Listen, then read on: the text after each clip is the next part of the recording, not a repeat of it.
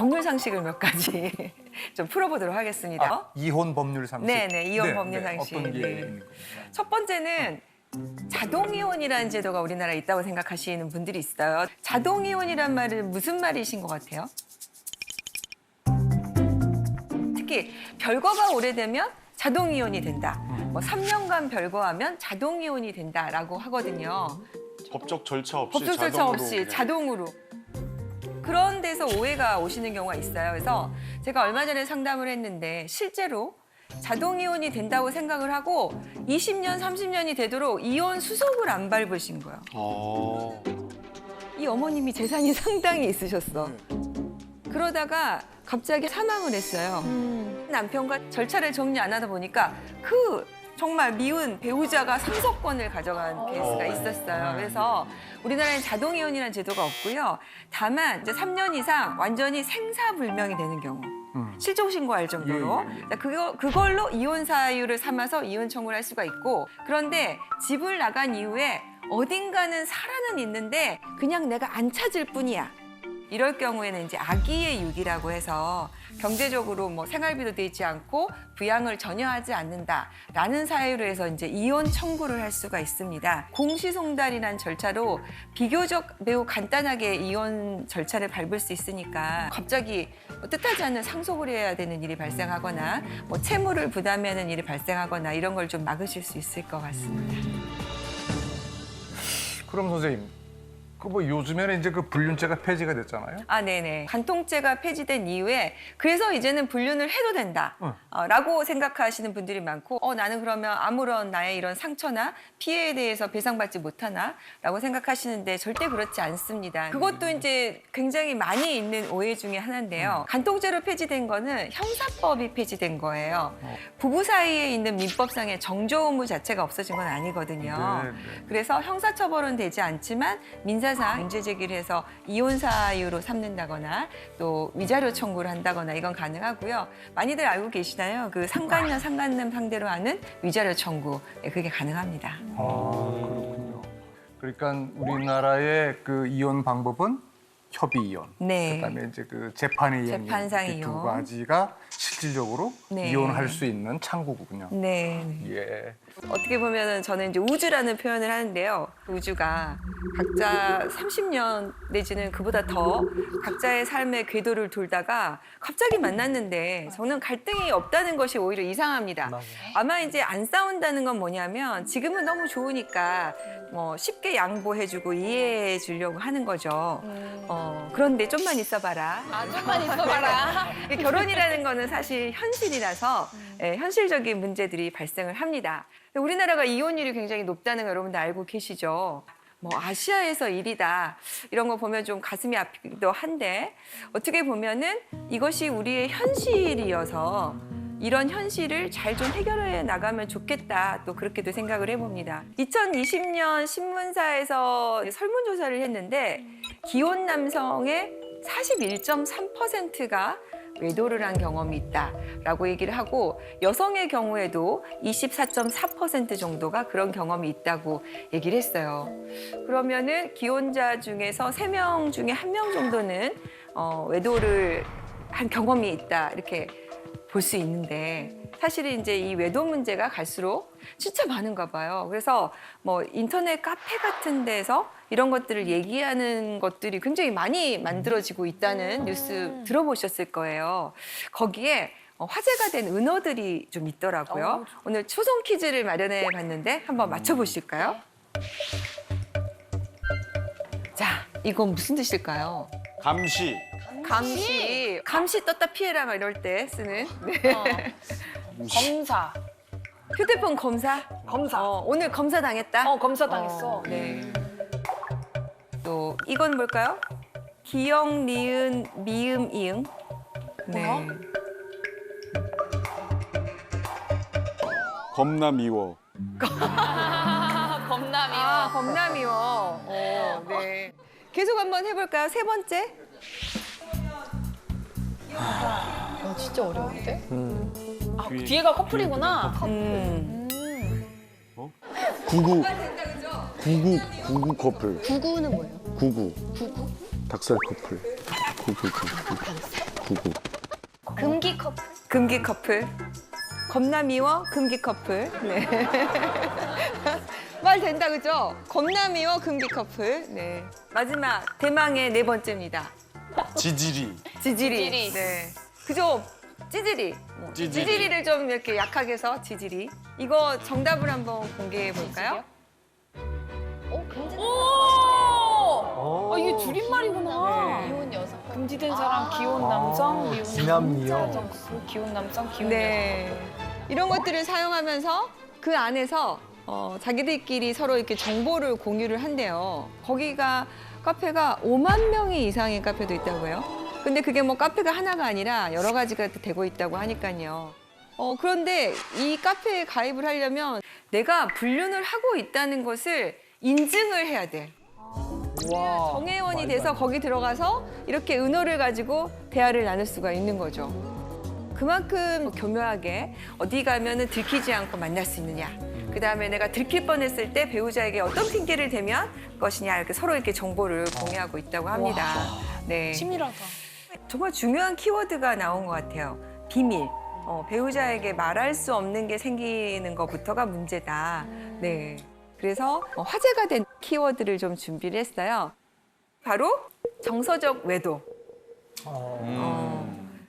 좀 들어보셨나요? 정서적인 외도. 정서적 외도? 정서적 외도? 최근에 이제 오피스 와이프, 오피스 허즈번드 때문에 이혼이 더 늘어났다고 하고 비슷한 상담들이 좀 많이 있어요. 뭐 남사친, 여사친 이 경계를 이제 넘나드는 관계가 참 문제인데 실제로 제가 이제 상담을 한 케이스 중에 하나였는데요. 남편이 들어오질 않아서 음식물 쓰레기를 들고 나갔어요. 그런데 남편이 바로 밑에서 전화를 받고 있는 거예요. 아, 뭐 걱정하지 말아라. 내가 내일 도와줄게. 괜찮아, 괜찮아. 잘 자. 나한테는 한 번도 그런 말 해준 적이 없는 남편인데. 그래서 이제 누구냐? 그랬더니 당신이 아는 그 사람 직장 동료 누군데? 에이?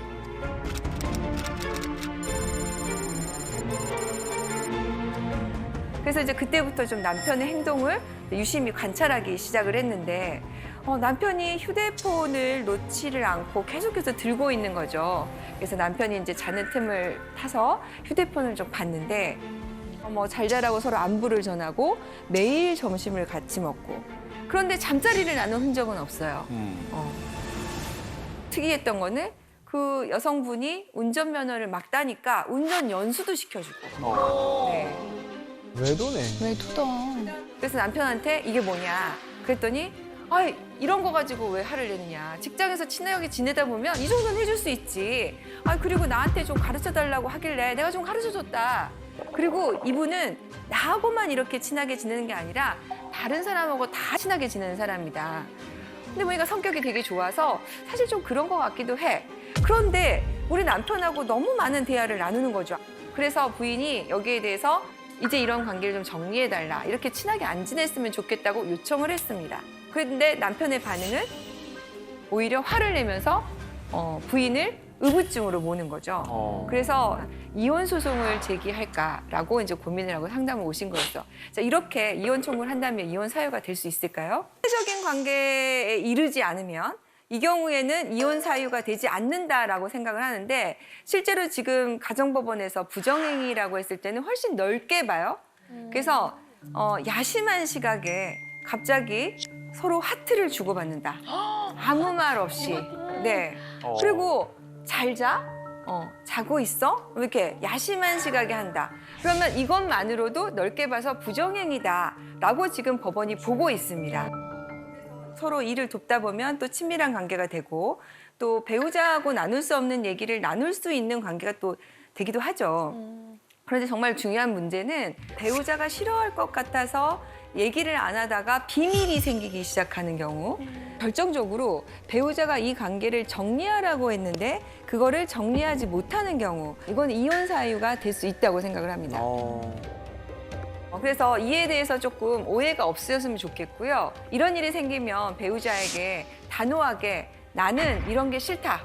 나는 이것을 안 했으면 좋겠다. 이 관계는 정리했으면 좋겠다라고 저는 얘기를 해주셨으면 좋겠습니다. 근데 이제 문제는 아까 제가 말씀드린 사례에서 휴대폰을 몰래 보는 게 문제예요. 그죠? 네, 많이들 알고 계시지만 배우자의 경우에도 비밀번호를 공유하지 않은 상태에서 들어가서 보는 것은 개인정보법 위반이고요. 비밀침해죄가 됩니다. 그래서 정말 이게 뭔가 있는 것 같은데 어떻게 하면 좋을지 해가지고 가끔 이제 저희가 상담해 오시는 분들 보면 탐정업체, 뭐 흥신소 업체, 조사 업체를 좀 소개해 주실 수 없냐 막 이렇게 많이 문의를 해 오세요. 그런데 이게 지금 개인정보를 침해하고 이렇게 뒤따라다니고 하는 것은 전부 다 불법입니다. 그리고 현재 법원에서는 위법하게 수집한 증거는 채택을 하지 않으려고 해요. 예. 그리고 또 비용도 굉장히 비싸요. 하루에 30만 원에서 뭐 많게는 80만 원까지 가고요. 또 이런 게 이제 하루 이틀에 밝혀지는 게 아니니까 자꾸 정보를 못 구한다고 해서 기간을 연장시키는 거죠. 그래서 실제로 한 달에 한 3천만 원 정도 쓰신 분을 봤어요. 그리고 또 내가 지금 의뢰를 받았는데 당신이 돈을 2배로 주면 내가 이거를 안 하겠다. 라고 하는 거를 제가 실제로 상담 중에 그런 문자 받는 걸 봤거든요. 그래서 이쪽으로 괜히 좀 힘을 안 쓰셨으면 좋겠고요. 그러면은 어떻게 알게 되냐 이런 것들 고민하시거든요. 그렇죠. 그 배우자의 외도 징후를 찾아낼 수 있는 방법 네, 없을까요? 그러게요. 네. 그런데 제가 이제 보니까 아무래도 이제 일상을 같이 하다 보니까 평소와 다른 행태는 눈에 보입니다. 제일 첫 번째가 뭘까요? 우리 사례에서 남편이 핸드폰을 놓지 않는 거예요. 화장실 갈 때도 가져가고 베개 밑에 두고 자고. 그리고 패턴을 자꾸 바꾸고. 그게 뭐예요? 그 핸드폰이 바로 판도라의 상자. 그래서 이거를 펀도라의 상자라고 하더라고요. 또 두 번째도 뭐가 있을까요? 특이점이?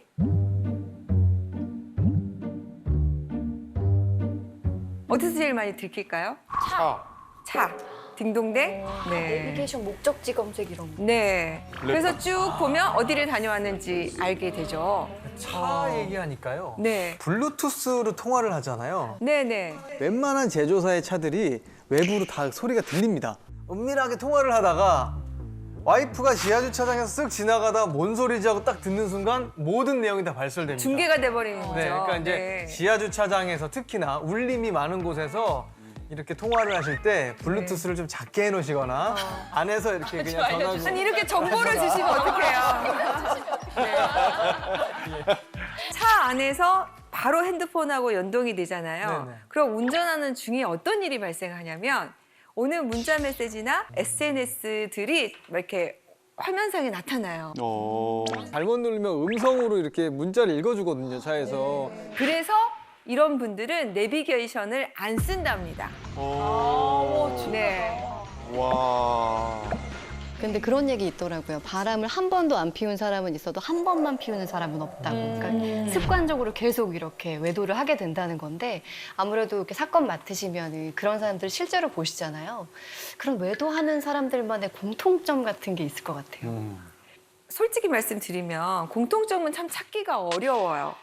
정말 안 할 것 같으신 분들, 정말 이런 분이 하실 것 같은 분들까지 있기 때문에 공통점은 어려운데 이제 이분들의 특징이라고 한다면 다른 사람에게 상처 주는 거에 대해서 굉장히 좀 무감각하다는 거. 그래서 오히려 본인이 큰 소리 치는 경우가 많다. 제가 놀란 통계가 있었는데 요즘 결혼한 것 자체가 인구 1000명당 4.2명에 불과한대요. 저도 애가 셋인데요. 우리 셋 애 중에 결혼하겠다는 사람이 하나도 없어요. 결혼을 안 하는데 또 우리가 연애를 안 할 수도 없잖아요. 네네. 그리고 또 동거하는 거에 대해서 우리도 이제는 많이 조금 개방적인 생각을 하고 계시는 것 같더라고요. 그래서 혼전 동거도 좀 많이 하고 있는 것 같은데 네네. 사실혼이라는 얘기 들어보셨어요? 네. 사실혼? 네. 그러니까 사실혼이라는 것은 쉽게 얘기하면 혼인 신고만 안 했지 결혼입니다. 그래서 사실혼의 경우에는 재산 분할도 해주고 위자료 청구도 해주고 여러 가지 것들을 다 똑같이 하는 의무를 부담을 해요. 사실 해외 입법례나 이런 걸 보면 동거에 대해서 굉장히 개방적이고 보호하는 추세로 가고 있습니다. 프랑스에서는 팍스라고 얘기를 하는데 이렇게 동거하는 커플을 사실혼의 배우자처럼 인정을 해서 여러 가지 것들을 법적인 보호를 받을 수 있는, 그러니까 사회보장제도까지 받을 수 있는 제도를 만들어 놓고 있거든요. 그래서 나랑 결혼할래가 아니라 나랑 팍스해줄래 이렇게 얘기를 한대요. 또 영국이든 독일이든 스웨덴이든 이런 제도를 많이 보호하고 있다는데 우리도 똑같습니다. 젊은 사람은 젊은 사람들대로 혼인신고를 안 하고 살려고 하고 좀 나이가 드신 분들은 노후를 보내기 위해서 누군가 필요한데 자식들이 다 반대하잖아요. 그러니까 또 이런 분들도 사실혼이나 혼전동거나 이런 것도 하는데 사실혼과 혼전동거 어떤 차이가 있을까요? 제가 얼마 전에 상담했던 사례 중에 이런 게 있었는데 2년 정도 넘게 살았어요. 그런데 헤어졌어요. 헤어지고 나서 보니까 한 사람한테 다른 이성 친구가 생긴 거죠. 그래서 나는 헤어졌으니까 이성 친구가 생겼다고 생각을 했는데 상대방은 그게 아니라 외도라고 보는 겁니다. 그래서 여기에 대해서 위자료 청구가 들어왔는데 이때 쟁점이 이거였습니다. 이게 혼전 동거였느냐 사실혼이었느냐. 헷갈린다. 사실혼의 판단의 중요한 요소 중에 하나는 같이 동거를 했느냐. 그리고 그렇게 부부 생활로 볼 수 있는 것들이 있느냐. 사실혼과 관련해서 이런 사례가 있었어요.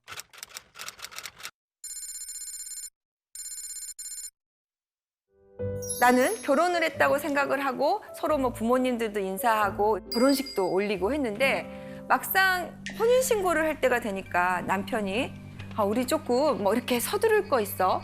요즘은 뭐 다 안 하고 산다는데 부인도 왠지 자존심이 상하잖아요. 내가 그래도 혼인신고를 해달라는 것도 그렇고. 근데 또 남편이 잘하는 거예요. 그래서 둘이 이제 알콩달콩하게 살았습니다. 그래서 남편이 돼지 농장을 하니까 뭐 그것도 도와주고 그다음에 시부모님이 아프시면 돌보기도 하고 그렇게 해서 4년, 5년이 됐는데 이제 곧 아이도 좀 가져야 되는데 혼인신고가 해야 되지 않을까라고 했어요. 남편의 태도가 좀 이상해진 거죠. 보니까 남편 주머니에서 모텔 영수증이 발견된 겁니다. 네. 네. 근데 보니까 자기만 몰랐어요. 주위에서는 다 알고 있는 거예요. 너무 충격을 먹은 거죠. 그래서 이제 소송에 들어가게 됐는데 이걸 사실혼으로 볼 것이냐의 문제인데 혼전 동거는 말하자면 친구 사이, 애인 사이 정도에 그치는 거죠. 그래서 호칭 자체가 좀 다르죠? 뭐 여자친구, 남자친구. 여자친구, 남자친구죠. 며느리나 뭐 사위 이런 표현을 쓰지 않는 겁니다. 제가 방금 말씀드린 것처럼 결혼식을 올리고 한 대에 살고 부부라는 호칭을 쓰고 이럴 경우에는 사실혼으로 인정을 해줍니다. 그렇죠. 그 뭐 빼박이죠. 쉽게 얘기하면 이렇게 표현할 수가 있을 것 같아요. 이 동거하는 기간을 결혼 생활이라 생각했느냐 아니면 이렇게 잘 맞으면 결혼할 수도 있지라고 생각하느냐에 따를 것 같아요. 좀 구별이 되세요? 네. 네. 자, 아까 혼전 동거 같은 경우에는 2년을 살아도 그건 사실혼이 아니에요. 사실혼은 실제로 결혼 생활을 하는 겁니다. 그래서 나이 드신 분들 같은 경우에 요양원에 가셨던 분이 있었는데 이분들은 그 요양원 안에서 서로 요보당신한 거예요. 자, 이럴 경우에 사실혼을 인정해 줍니다. 그래서 이런 관계를 유지하시는 분들에게 좀 말씀을 드리고 싶은 건 두 사람 사이에 분명히 해야 될 것 같아요. 요새 이제 젊은 분들 중에서 혼인 취소 소송에 대해서 좀 관심 있는 분들이 많아요. 혼인 취소가 되면 기존에 있던 게 없어져 버려요. 그래서 이게 무효가 돼요. 그러니까 이혼하고 비교를 해보면 이게 훨씬 낫죠. 결혼한 게 없어져. 그리고 내가 속았다는 게 드러나기 때문에 이혼 취소를 하고 싶어하는 분들이 많습니다. 아니, 결혼을 했는데 이거는 조금 내가 아니지 않느냐 막 이렇게 하는 경우 있을 수 있잖아요. 근데 우리가 사실 누군가를 만나면 그 사람한테 잘 보이려고 조금씩은 조금 숨기고 싶어지고 가리고 싶어지고 그러잖아요.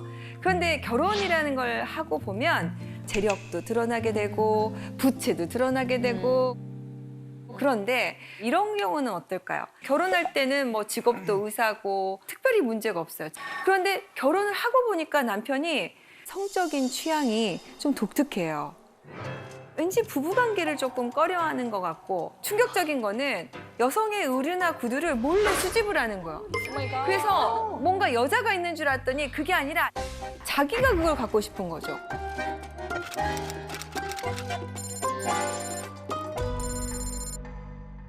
결혼을 하고 보니까 남편이 다이어트 약을 먹는 거예요. 그러면서 여성의 몸매에 대해서 너무 관심을 가지고 자기도 그런 몸매가 되고 싶어 하고 아, 저렇게? 자기가 그 옷을 입고 자기가 그 가방을 들고 어머나. 정말 더 충격적인 것은 부인이 화장실에 있는데 갑자기 들어와서 여성들은 소변을 볼 때 화장지를 몇 칸을 사용해. 여자는 화장지를 어떻게 써? 이런 변태적인 성향까지 보이는 거죠. 이럴 경우 어떨까요? 이것이 과연 혼인 취소 사유에 해당하느냐? 이게 실제로 가정법원에서 문제가 됐습니다. 그래서 이혼 취소에 해당하려면 법에 정하는 사유에 해당이 돼서 내가 정말 속아서 만약에 이걸 알았다면 절대 결혼하지 않았을 것이다. 그 정도 사유가 돼야 혼인 취소가 되거든요. 그래서 이 사례는 혼인 취소에 해당한다고 판결이 났습니다. 근데 이건 어떨까요? 어떤 여성이 있었는데요. 성폭행 피해를 당한 경험이 있어요. 아주 어렸을 때. 그래서 이걸 어떻게 본인이 할 수가 없어서 임신이 된 것도 해결을 할 수가 없었어요. 그래서 어쩔 수 없이 아이를 낳게 되고 그 아이를 입양 기관에 보냈습니다. 그렇게 해서 이제 어느덧 과거는 조금씩 상처가 아물어 가고 사랑하는 사람을 만났어요. 그래서 그 사람하고 결혼을 하게 됐습니다. 그런데 이 사람을 사랑하니까 이거를 계속 왠지 감추는 것은 사랑에 대한 도리가 아닌 것 같아. 그래서 어느 날은 결심을 하고 고민을 하다가 털어놨어요. 근데 남편은 그 얘기를 듣더니 속아서 결혼을 했다. 내가 이런 사람이었으면 여튼데 심지어 아이까지 있단다 라고 하면서 그래서 혼인 취소 소송을 걸어왔습니다. 남편이. 즉시. 네. 이 경우에는 어떨까요? 남편이 취소 소송을 네, 걸었어요? 소송을 걸어왔습니다. 이 경우에는 어떨까요? 참 어려운 문제죠. 바로 답변할 수 없을 것 같아요. 남성의 입장도 이해가 가죠. 결혼할 때 전에 혼인이 있었던 것들, 그다음에 특히 또 자녀가 있었던 것들, 재산 문제 어느 정도는 다 고지해줘야 할 의무가 있는 겁니다. 그리고 그 사람에게 선택할 수 있는 기회를 줘야죠. 그런데 이 경우에도 그럴까? 법원은 이 경우에는 그러지 않아도 된다고 판결을 했습니다. 내가 어쨌든 피해자였고 나의 개인적인 사생활이고 중요한 부분은 또 아이를 내가 현재 양육하고 있는 것도 아니고 그 아이는 입양을 보내서 그 관계는 단절이 다 됐어요. 그래서 나의 상처, 남들이 알았으면 안 되는 나의 사생활의 비밀 같은 부분까지 고지해야 할 의무는 없다라고 판결을 했습니다. 그래서 혼인 취소는 안 된다. 근데 이제 나중에 그 두 부부가 갈등을 계속 유지해야 되냐면 나중에는 이제 이혼 사유로는 인정이 될 수도 있겠죠. 이런 경우들이 있어서 자, 결혼을 생각하시는 분들, 특히 또 사실혼을 생각하시는 분들, 그다음에 결혼할 때 어디까지 배우자에게 알려야 되는지를 고민하는 분들 참고를 하셨으면 좋겠습니다. 네.